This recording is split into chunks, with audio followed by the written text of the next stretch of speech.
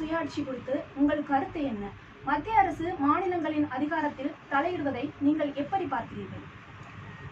கண்டிப்பாக மத்திய அரசானது மாநிலங்களில் நிச்சயமாக தலையிடக்கூடாது என்பதை முன்கூட்டியே ஒரு நேர்காணலில் நான் உங்களுக்கு சிறப்பான ஒரு பதிலை அளித்திருப்பேன் என நம்புகிறேன்.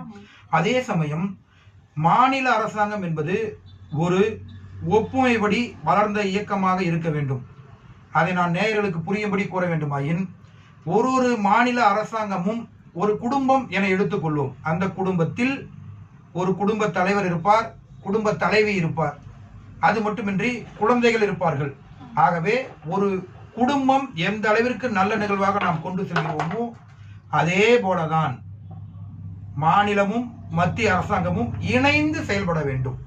அவ்வாறு இணைந்து செயல்படாத நிலை இங்கு உள்ளதால் தான் பல்வேறு முரண்பாடுகள் நிகழ்வதாக நான் எண்ணுகிறேன். இதில் குறிப்பாக நேயர்களாகிய உங்களுக்கு நிச்சயம் தெரியும்,